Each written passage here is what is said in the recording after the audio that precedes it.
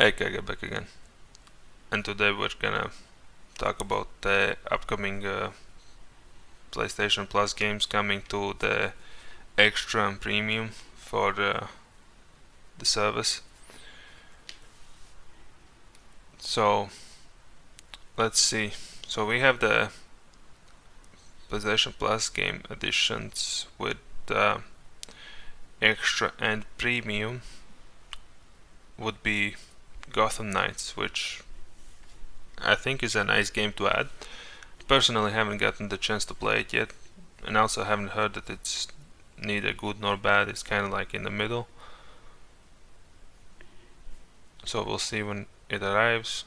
Disco Elysium, The Final Cut, is the next one, which would be available for PS4 and PS5. The Gotham Knights is available only for PS5. Then is the Dark Pictures Anthology, House of Ashes, which is also available for both consoles. Alien Isolation, also both consoles. Dead Island Definitive Edition, also both consoles. Now, it's not a bad game, the Dead Island,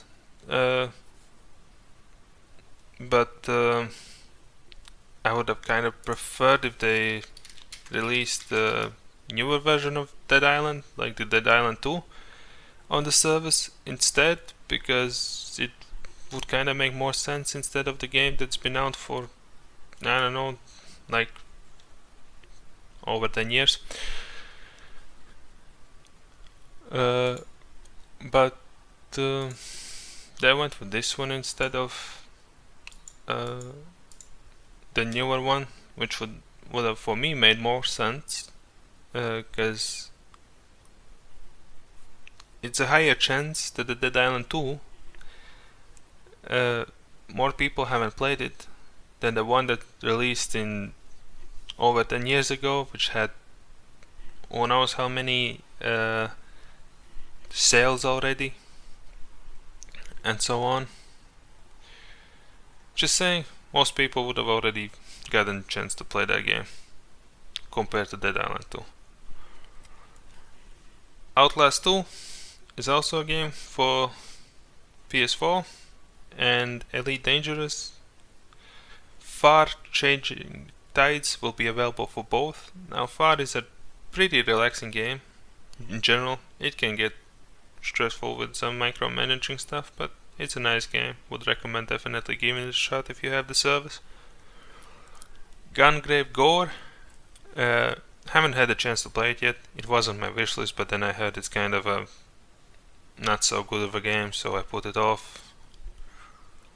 Eldest Souls, and what I would pronounce as Roki, another game which I've never heard of before this. We'll need to check into it. As for Eldest Souls, also haven't heard of it, but then again, I don't really focus on these type of Souls-like games. I played major ones like Elden Ring, Dark Souls, and so on, but not really these other ones. If it's even a Souls-like, I'm just assuming because there's Souls in the game's name, but it might not even be anything Souls-related. Let's see. No, it is Souls-like with pixel art. Got it. So yeah, don't really follow these type of games in general. And for the classics side of the games, they will have Tekken 6 for both consoles. Actually, all of these games will be available for both consoles. So Tekken 6 is the first one, then will be Soul Calibur Broken Destiny,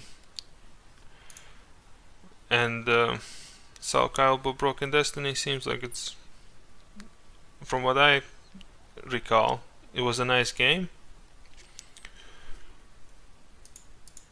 but the next one is Ape Escape Academy, and a game I haven't heard of called IQ Final. I have no idea what the game is about. So now we can get into the games in general. a bit more, I'll explain a bit to the games I know from my own opinion, and other games that I do know of, I will read about them a bit.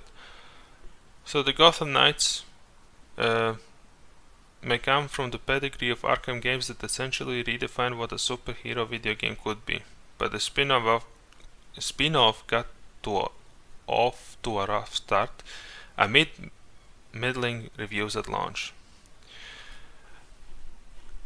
For example, IGN gave them a 5 out of 10 in the review.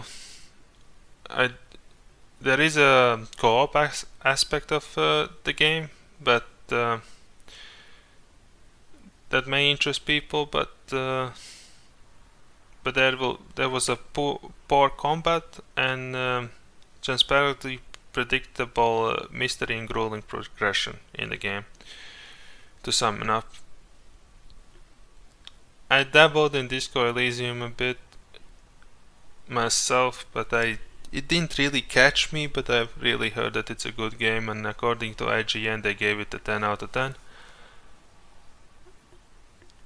And it's an isometric role-playing game with a bit of a different story compared to the normal one. This is the Final Cut version of the game. I think most people know what Outlast 2 is. It's a horror game. Well, more specifically a survival horror game. And it's the successor of Outlast, obviously, so from what I saw of the game, it was nice. In my opinion, it wasn't as good as the first one. I kind of felt that the first one did better the horror aspects of it, but that's my own opinion. But the game is nice. If you have the PS Plus service, definitely give it a shot. And that's all the games I will talk about, in all honesty. And as a suggestion, maybe to like the PS Plus service of the classic games per se, how about you add these more like unknown sort of games a bit in the mix?